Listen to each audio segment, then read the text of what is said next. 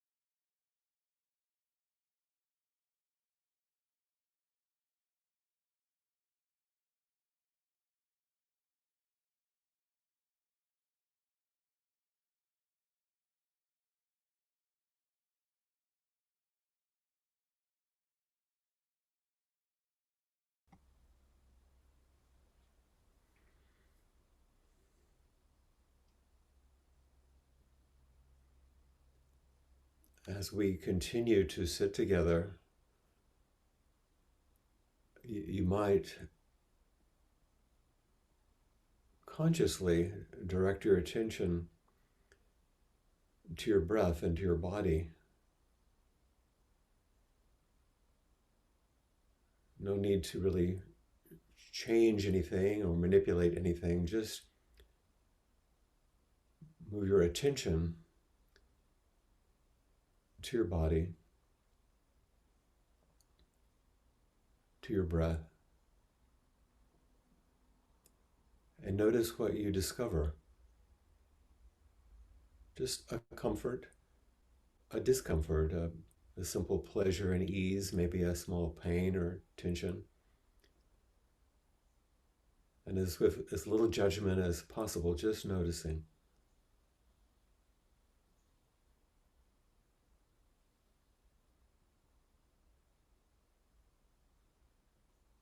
This body, here, now.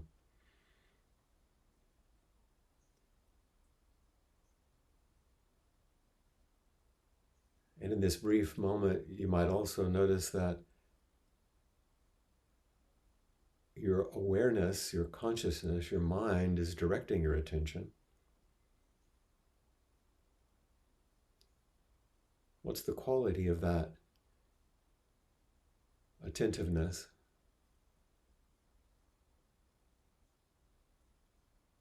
Maybe a mindful, open attentiveness. There may also be some lingering concern you brought with you, or some bit of worry about what's going to happen later in the day, or just daydreamy, drifty thoughts. What's the quality of your mind?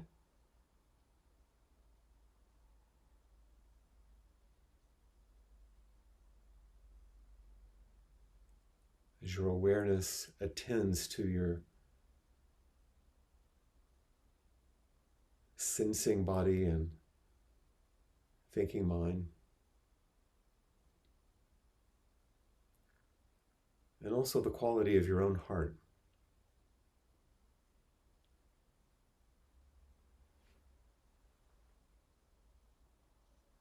What feelings, what's present now in your heart?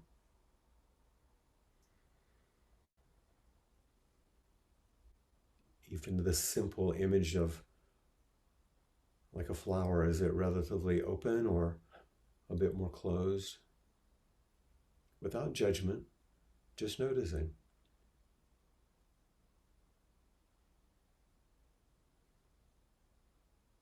And simply breathing.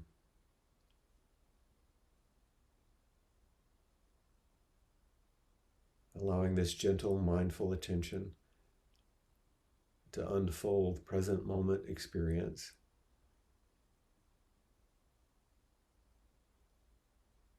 Noticing what's here, how you're meeting this moment.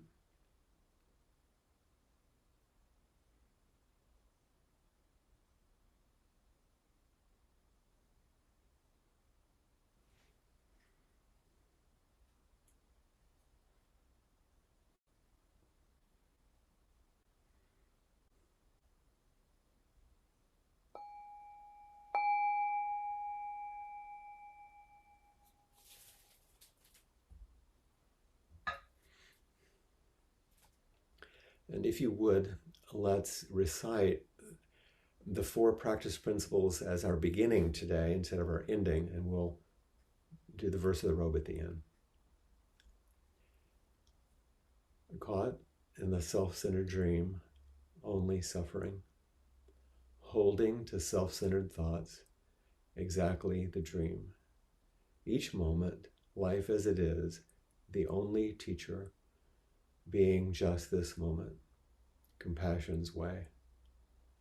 Caught in the self-centered dream, only suffering. Holding to self-centered thoughts, exactly the dream. Each moment, life as it is, the only teacher, being just this moment, compassion's way. Caught in the self-centered dream, only suffering. holding to self-centered thoughts, exactly the dream. Each moment, life as it is, the only teacher, being just this moment, compassion's way.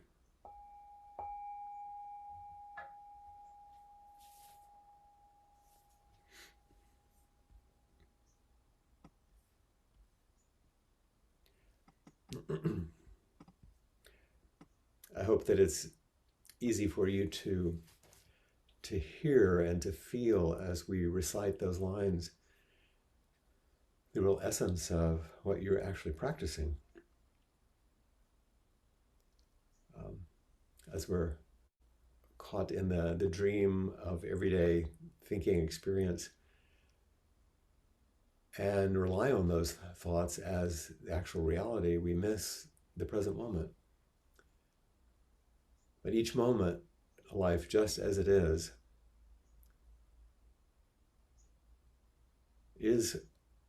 a vast source of knowledge and information to teach us how we stand in relationship to ourselves and the rest of the world. Maybe it gives us some information about our unnecessary suffering that we might be engaged in, caught in. And being just this moment, resting deeper into the moment as I was inviting you, is the way of compassion, is the way of meeting this life. As Kathy reminded us last week, without our opinions about it, without our comment, without our particular preferences.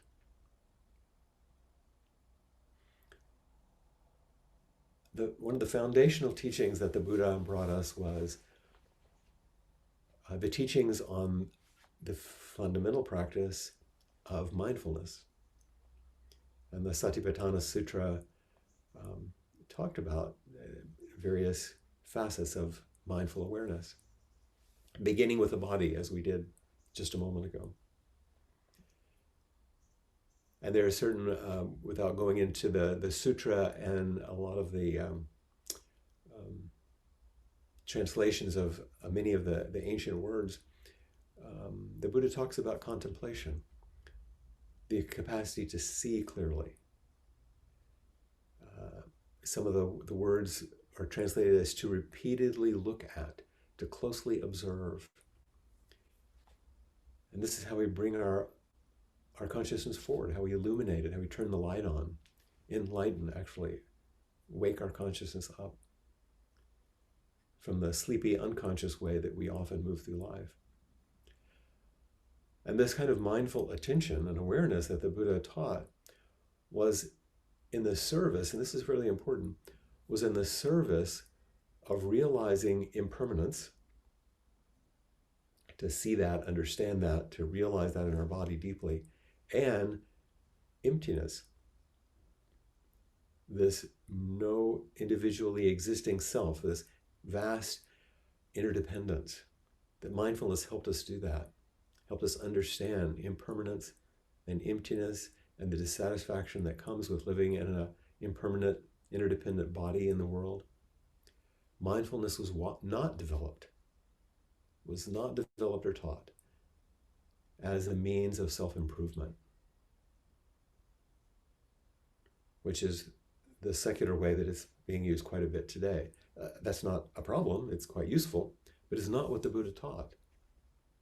Mindfulness was taught in the service of seeing through the solidity of a self that we create, that we hold to, that isn't worthy of our faith, and that we feel distress when we begin to lose, and to understand that it isn't what we thought it was. And in those ancient teachings, the Buddha taught two hands, shamatha, vipassana. Shamatha is this opening, this emptying, this vast spaciousness of what our mind and our lives really are about.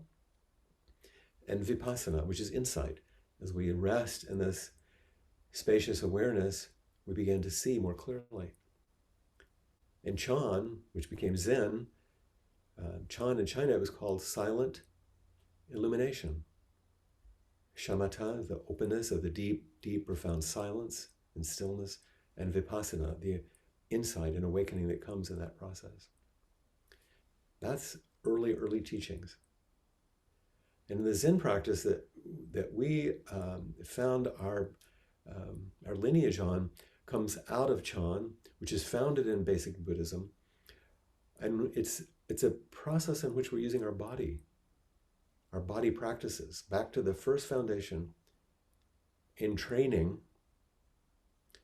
And this comes through our forms, the way we bow, the way we walk, the way we sit. And these are all mindfulness practices, not holy rituals that you're good if you know how to bow, or you're done the right thing if you step into the zendo with the right foot, the correct foot. No, these are simply mindfulness trainings to help us stay awake in the moment, to the embodied presence of how we're actually meeting the world. Another one of the translations for sati, mindfulness, is to remember. And in Zen practice, we're remembering with the body as we engage the forms to express our fundamental awakening by sitting and by doing everything we do, not using mindfulness techniques to try to become something, but to realize and wake up to who and what we really are. So I go through all of this arc of seeing just a little review of early Buddhist teachings, the Chan way of understanding and integrating those teachings really with Taoism, which became Zen, and how we maintain still this emphasis on the body as a vehicle of awakening. Because in this arc of reflecting on my teachers and really reflecting on all the teachings that have brought us to where we are in the Appamada way of practice, today I wanted to talk about Ron Kurtz, the founder of the Hakomi method, which he called originally body-centered psychotherapy, and using mindfulness as its foundational tool. He's another in the series of my ancestors. And once again, I speak about it as a vehicle to invite your inquiry into your own practice, not just to spotlight a teacher, but to realize that what's coming through in this process of transmission that I'm involved in, he is one of those people, as was Blanche and Joko, John Gladfelder, as I spoke about last week, and now Ron Kurtz, and what happened between us, what was transmitted. Curiously, as Ron was closer to dying in his will, he named me among a small group of people as his, what he called legacy holders, which are actually disciples who carry the transmission of the Hakomi method. So I was surprised and blessed by that acknowledgement. And I can't really talk about Ron without talking about Donna Martin, one of his primary disciples, probably the foremost Hakomi teacher in the world right now, and the person with whom I'm blessed to have taught with for 25 years or so now. It's the reason I'm in Hawaii, because of Donna bringing me to Hui Holana here. I can share very quickly a brief image of me and Donna here. I laugh at this image because it looks a little bit like an engagement picture, but let's see. Are you seeing the one of Donna and me? Okay. Yes. Great. But it's a lovely picture. And Donna came to Hakomi from a background in counseling, but also she was a very, very long-term yoga teacher. So her understanding of the body-centered aspects of practice were profound, and she's influenced me quite a bit in that process.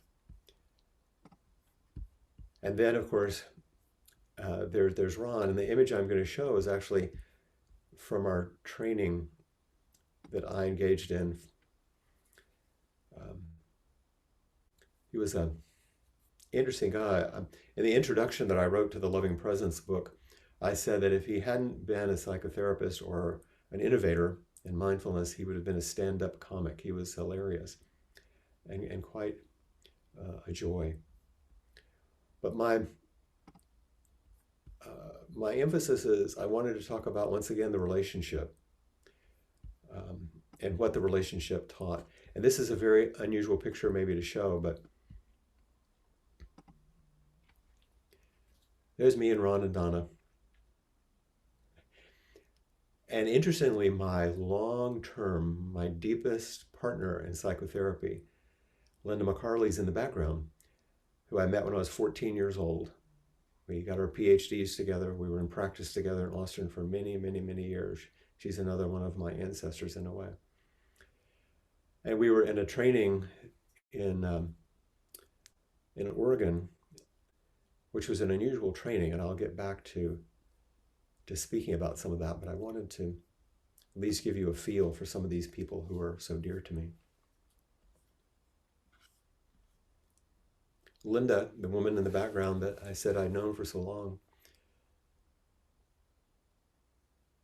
we were in our office one day in Austin, and she said, I think we should do some training with Ron Kurtz, because the emphasis on the body was really important in our way of doing therapy. And Linda was very,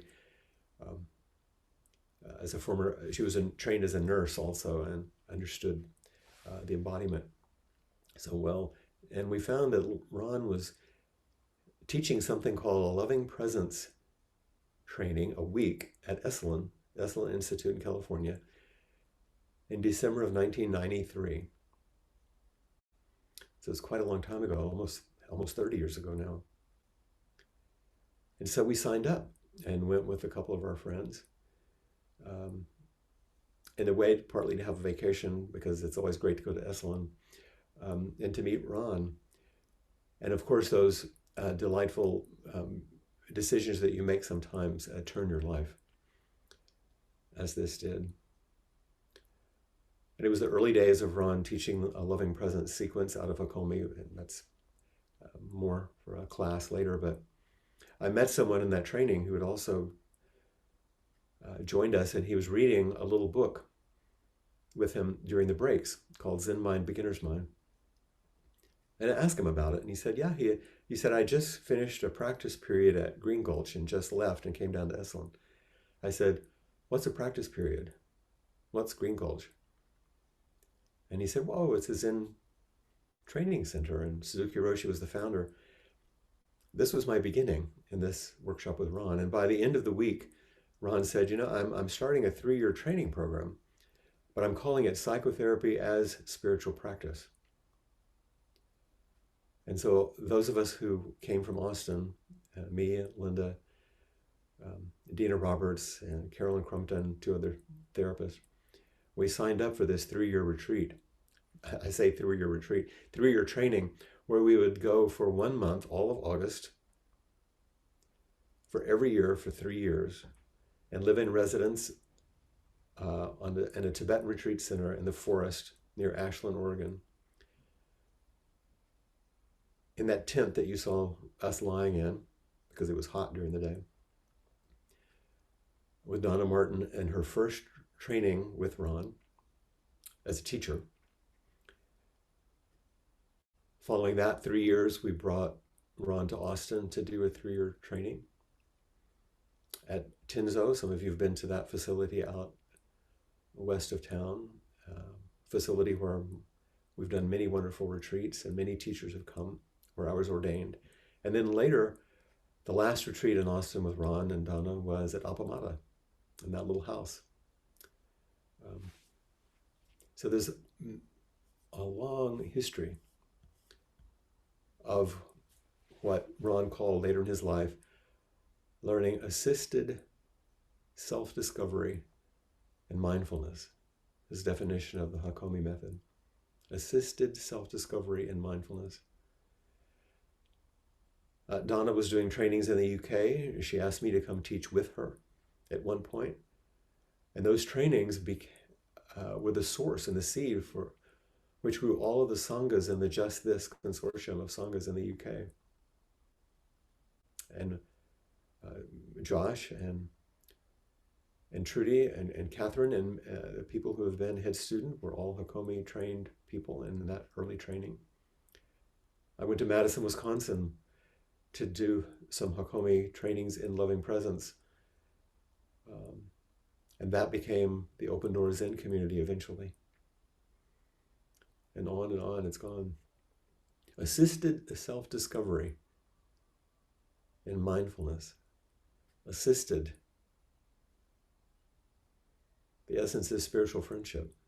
It's relational, the foundation of the Appamada way of practice. What Dogen would call only a Buddha and a Buddha. That this self-discovery happens between in these profound relationships, which is the foundation of all the old koans in Zen practice, all of those teaching stories. It's assisted. We help each other. Assisted self-discovery. Self-discovery, making conscious the ways we organize experience, unconsciously mostly, and carry as embodied habits in the world. It's interesting, when we sit in Zazen and take a posture, we're relinquishing all of our embodied habits and instead engaged in a practice which is an upright posture and a certain mudra and a certain way of sitting. And when we relinquish our habits and engage in this mindful activity, we can feel the tug of the old habits that we've just set down. And we wake up to what we do. We wake up to who we think we are. We wake up to who we've become by engaging these habits, mostly unconsciously, out of our awareness. And this is beyond a kind of a process in which we just gain insight. We literally wake up through assisted self-discovery in mindfulness, the primary tool developed by the Buddha to see through the apparent solidity of this thing we call a self, not as an instrumental tool for self-improvement, for actually the dissolution of the way we cling to a self and open to something much, much larger. When Dogen said, most famously, to study the Buddha way is to study the self. To study the self is to forget the self, or to step beyond the solidity of the self. And he goes on, to forget the self is to be actualized by the myriad things. To step beyond our self-centered dream and to open to the world that's creating us. And then he goes on, when actualized by myriad things, when we open in this way, your body and mind, as well as the bodies and minds of others, drop away. We drop away the self-centered dream. No trace of realization remains, and that no trace continues endlessly. We don't get something. We just open to all of life in a deep appreciation. When Ron first began to develop the Hakomi method, he was in Boulder, Colorado, and he brought this method, which he'd been doing kind of on his own, to some of the senior teachers at the Naropa Institute in Boulder, the Buddhist University. And they said, Ron, this is basically applied Buddhism.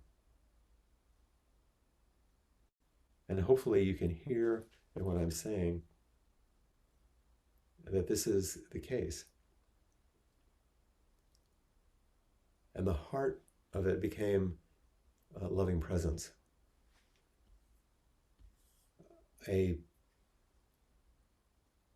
training modality, once again, this is larger than we have time to speak about today, but that actually holds the qualities of the four Brahmaviharas, the four immeasurables of the Buddha's teaching, of loving kindness, the unconditional friendliness that naturally emerges through our wakeful practice, compassion, our ability to meet suffering and not turn away, to stay with others,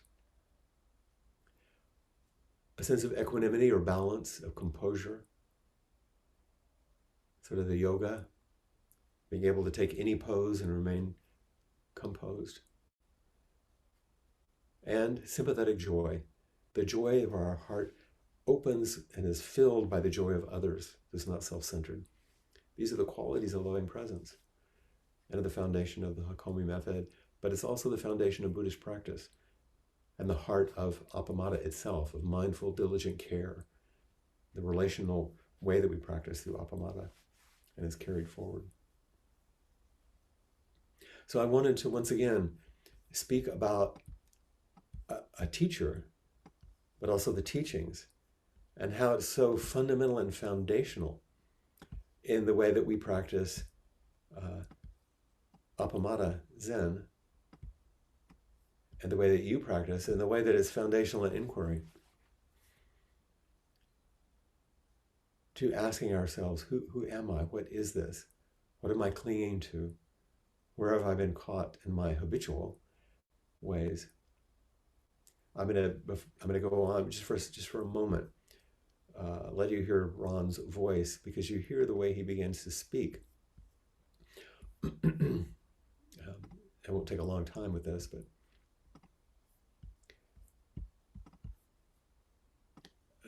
when he begins to describe the method, listen to what he says right away.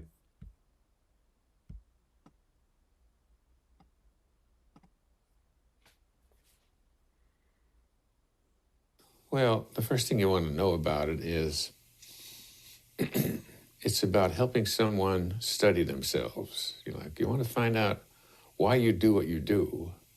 I can help you do that, okay? And that's the general attitude. And it requires, it happens in certain phases. There's a phase where we prepare to do this self-study part. And in that phase, we build a relationship and we find things that we can self-study. We'll maybe link that with the inquiry so you can take a look at it further.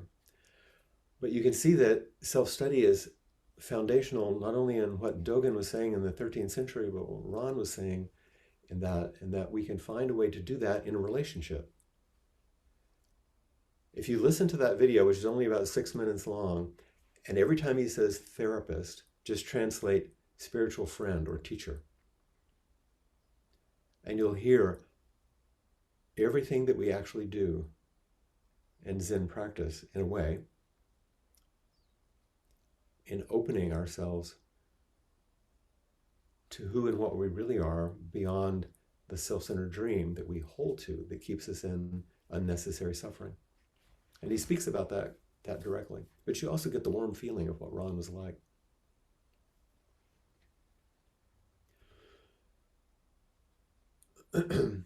I want to invite you to raise your hand, of course, not just to reflect on what you've heard, but to ask whatever questions you have or bring forward. But first, I'd like, if I could, I think Josh was here, if he would raise his hand and come forward just for a moment. And I'll do that because he's one of the people who had, and Trudy, thank goodness.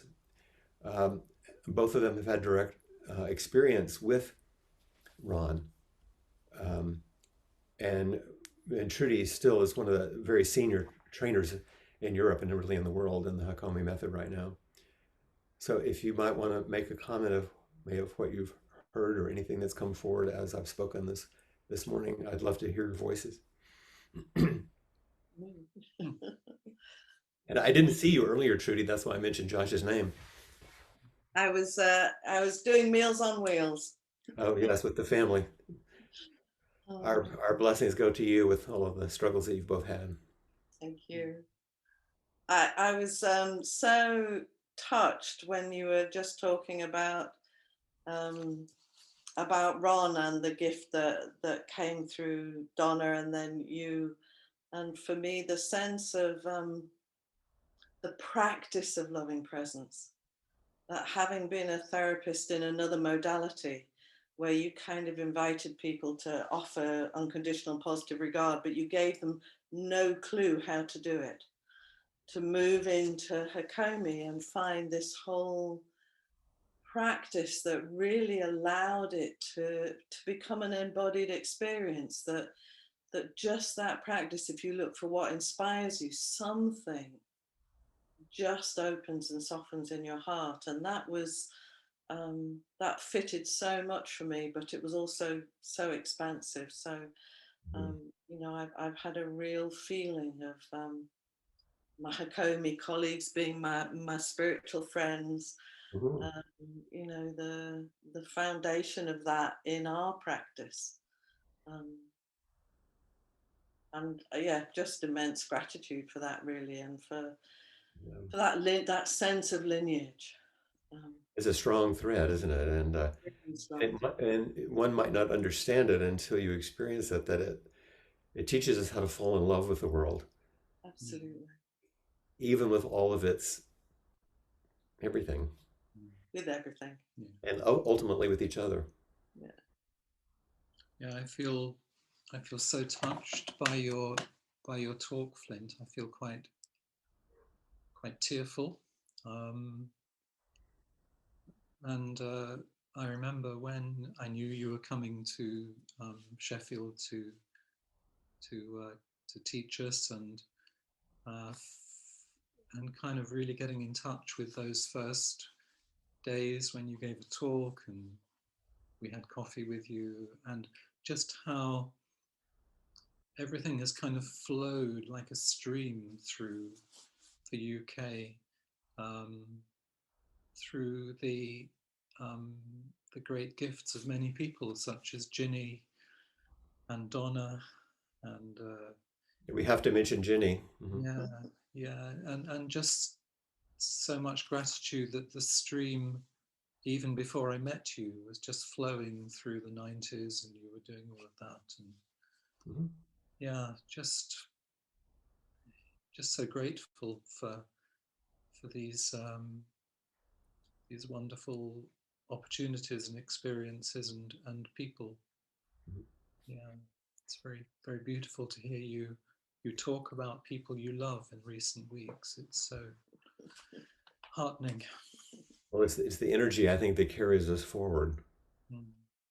Without that, Mm. we're Yeah, just like in some university carrying knowledge forward, which is nice, but this is a different thing. yeah. How we And, carry each other forward. That stream is alive. and I've just thought of the stream in Switzerland, and it's Sophie's birthday today. And Oh, that's she's wonderful. she's up in the mountains looking after the cows, but she too has created that Absolutely. stream for That's right. us. Mm. Thank you so much for your comments and your support. Thank you. Send our love. Mm. And if I ask, I don't know if it's possible together, even though you're separate, if John Eric and Jessica, can you both come on?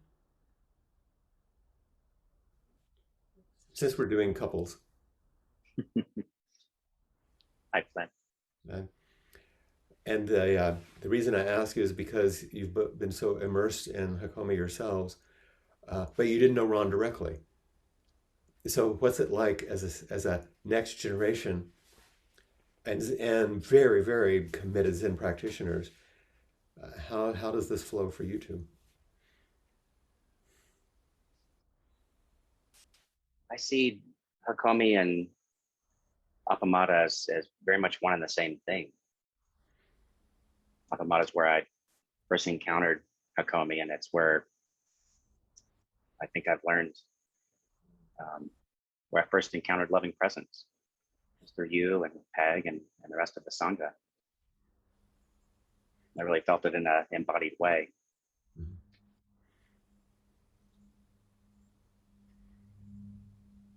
Jessica, any reflections? Yeah, I mean, I feel it through you. I feel it through you and through Donna. Um,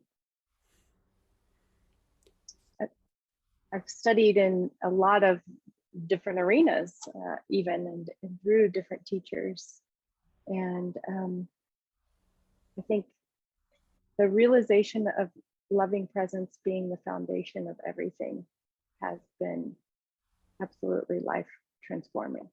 Mhm. Yeah. Thank you for for that, because we're in some ways affirming this way of transmission that continues. So thank you both very much, and for your continued transmission. I have one thing to add. Whenever we see a heron or a crane, we call it Ron, John Eric and I. Yeah. And so we feel like Ron is always with us in the birds. And I didn't say, but I think everyone might know that Ron has died, so he's not with us any longer. So, but he is in that certain way. I will. When we were developing so much of what we've done at Appamada, she said, "What should I train?" And I said, "Why?" Because she had vast training in so many things, and I suggested that she do the Hakomi training, and we developed that group in Austin. And I said, do the Hakomi training, and then do the IFS training, and those two things together will help you unfold Zen practice, which is not psychotherapy, and is not just Hakomi, but it will provide you foundations which will unfold it in ways that are quite profound. And she did that, and to her credit, involved both of those streams in our precepts program quite deeply. Are there things that this brings forward to others of you? I know I've called on a few people, but I want to hear from others. What's opening at this moment? This is not merely a memorial service to Ron. What's alive right now? Hi, Laura. Hi, Flint. I just wanted to express how through these Tuesdays and hearing about some of the lineages with which you studied, a real realization of what you can create by doing these practices and showing up with discipline in your life, that it's not just, the benefit that one gets as an individual, but the platform that you have also developed through these relationships and the honoring that you're able to do for others and that they can do for you. I don't know if I'm making any sense, but I'm kind of seeing how discipline, full-hearted expression, and really stepping forward into the unknown, into these scary places of sharing what you know and creating space, opens up so many opportunities for those rivers to flow that Josh was sharing about. Yeah, part of what I hear is without disciplined practice, you're not going to get anywhere. You're going to study things and learn a lot of good stuff, but you're not going to transform yourself or the world. Number two, you can't do that alone. You stand on the shoulders of giants, and it's really important to acknowledge them. Yes. Am I hearing you? Yeah. Thank you for expressing it. And I think as a young, right. And as a young person thinking of my journey and sort of, what I want to do in the world, it really has illuminated more of this aspect of how I want to show up, less about the doing, but how I show up then creates invitations for doing things that will have meaning and will have purpose, but realizing that the practice really is at the foundation of all of that, and the relationships as you're elevating too. And how you show up is the way Ron was starting that video, which you can watch later.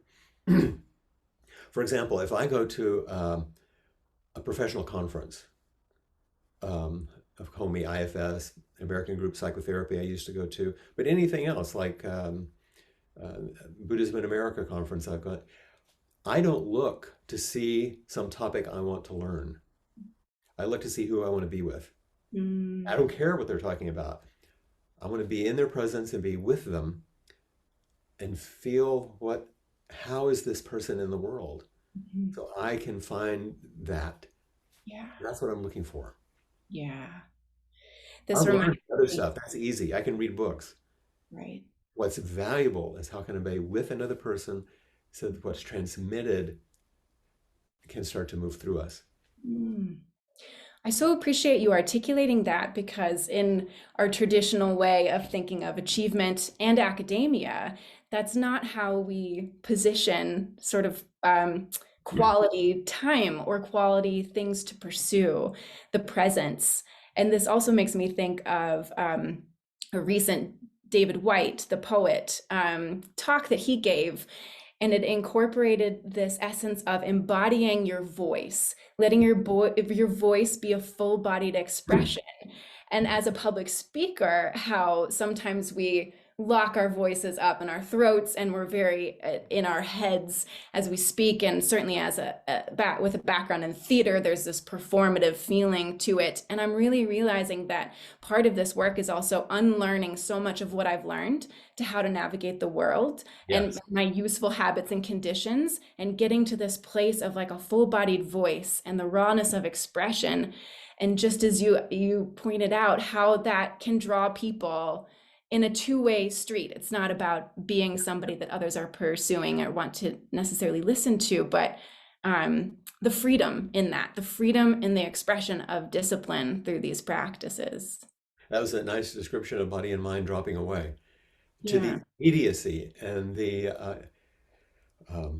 authenticity that comes through Zen practice.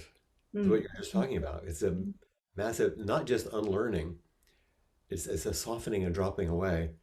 So that something else comes forward, and that something else are those wonderful qualities. I want to see other people who are manifesting that, because they're going to show me how, and those are the people I'm honoring. Yeah. And I want to thank you too, because your role in my life has demonstrated this and has shown me what I want to continue to embody, and all of the mystery of what can come from that kind of curiosity, the unknown, and the foundation of practice. That's our hope. Yeah. Thank you. Thanks for letting me explore this with you. Kim, you'll be next.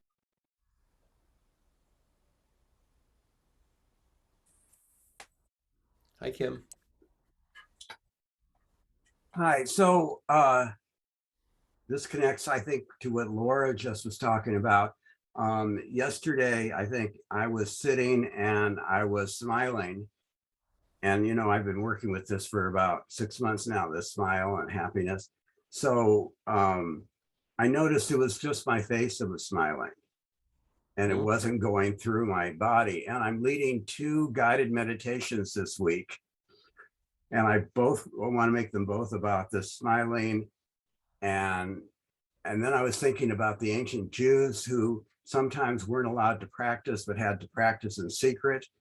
And as I was sitting today, I was trying to smile without moving my face so that no one could see it. I was calling it to myself the surreptitious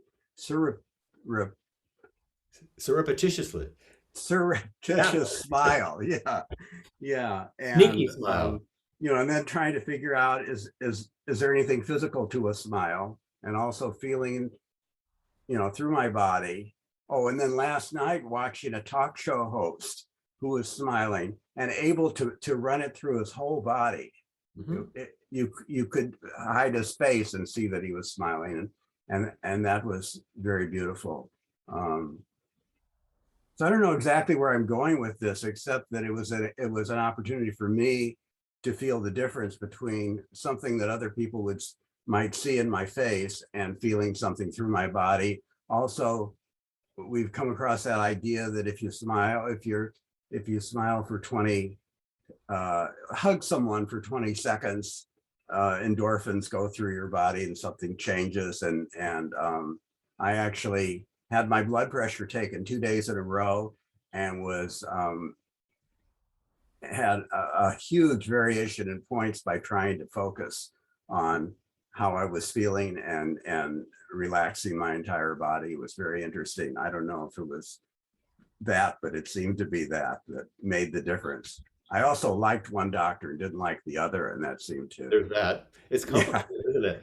About all these things that are impinging on us and that we're processing, and we're shaping the way we organize experience. And it's all happening all the time.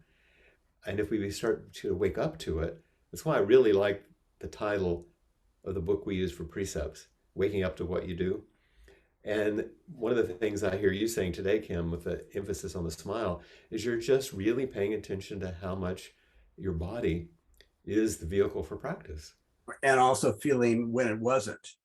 That's right. But saying it. all of that is how central it is either way. Yeah. And if we want to feel joy in the world, not just happiness, but the joy that can pervade even the difficulties, not cover them up, but be there with them, then that joy is a little different than just a smile on the face. But it begins with some sense of priming that pump and opening our heart. Thank you. Becky.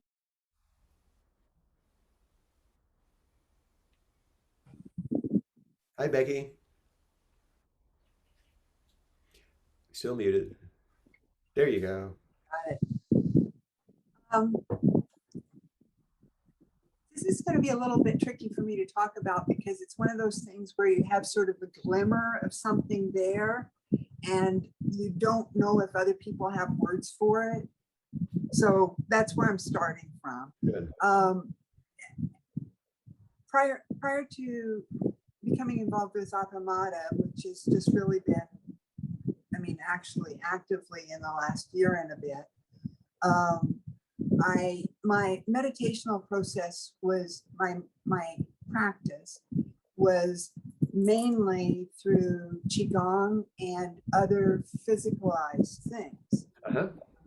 So whether that was chopping wood or other things, moving about in the garden or any of those things were my meditational times. So you're using a mindful movement as the of your practice. Yeah, but the depth of it in terms of meditation surprised me. In terms of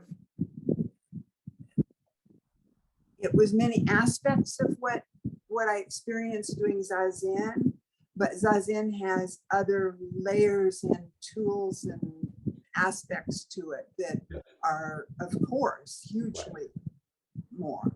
But and when I first came, I just sort of was hearing, oh, you park your body and breathe, but it's all mind stuff. And I really see that isn't true at all in our practice, in our shared practice of Zazen. But since I've been doing Zazen, and when I was still able to actually do active qigong, like standing up and the whole thing, I had a series of experiences doing that was something else than either of those had been. And it's that I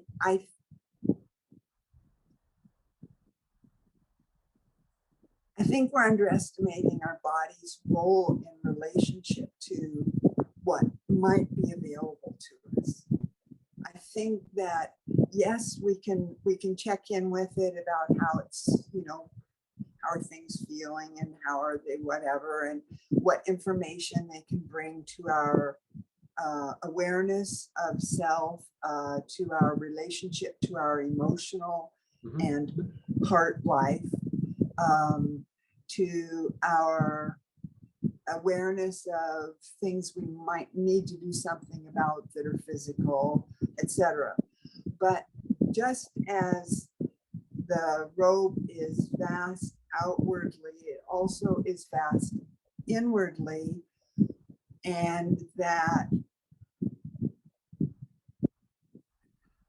when Sandra was offering the qigong online, then when things got really hard for me, one time she said, just something that I had said to other people when I was sharing qigong with them and so on is, just listen to your body. And I go, well, of course, that's what I'm doing here, is I'm listening to my body.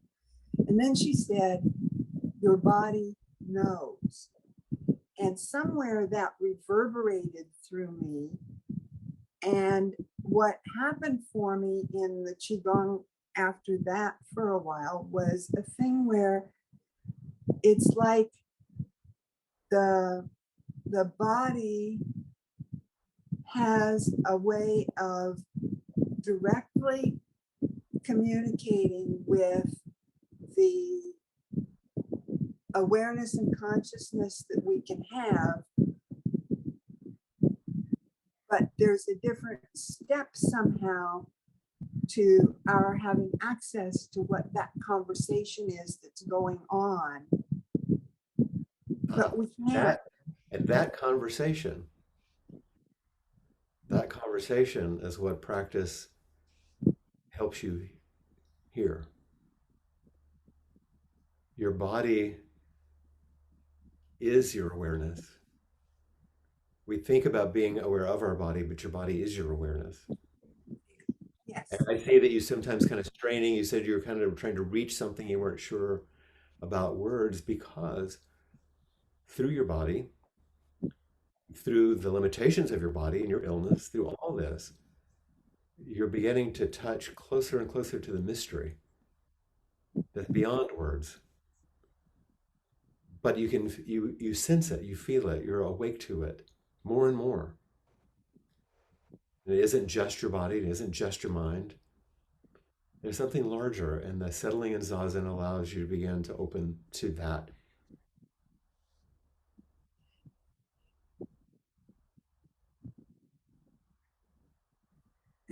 I think that we can find that place of being able to observe the conversation that we aren't actively involved in our mind, in our That's right. thinking mind. It's happening anyway. It is happening anyway, for sure. But I mean, it all does make a lot of sense. But it seems like there's so many possibilities that we are. That's right. That we never even come across the idea of, or never meet someone who talks about stuff or something. And partly I think that's because people who do have things that people don't talk about, that it's hard to say it. Well, here's part of the secret, and we're coming to the end of our time, but it's part of why we have this inquiry, isn't it? So we have a place to talk about the things that people don't talk about, and to talk about them in ways that people don't talk about them, and to listen more deeply than we normally listen, and to be nourished by that process, and opened by that process, and challenged by that process, and loved ultimately by that. And it's wonderful. Yes, you are. Thank you. Thank you. And all of you. Everyone. All of us. So together, Becky was just talking about the robe chant. So let's complete with that now. Vast is the robe of liberation, a formless field of benefaction. Wearing the universal teaching, I realize the one true nature, thus harmonizing all being.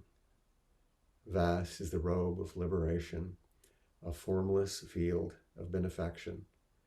Wearing the universal teaching, I realize the one true nature, thus harmonizing all being. Vast is the robe of liberation, a formless field of benefaction. Wearing the universal teaching, I realize the one true nature, thus harmonizing all being.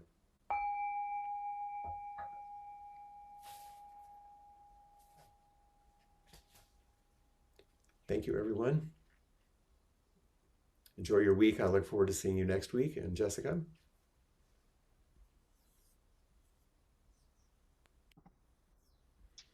Thank you so much, everyone. Appamada's programs and facilities are supported by your generosity, and your generous contributions make such a difference. And you can make a contribution online through the website at appamada.org for teachers like Flint and Peg and our interested teachers, and for specific efforts like Flint's Dharma transmission that's happening right now. Thank you so much. And I will be handing it over to Maria now for after inquiry. So see you guys all on the porch. Thank you.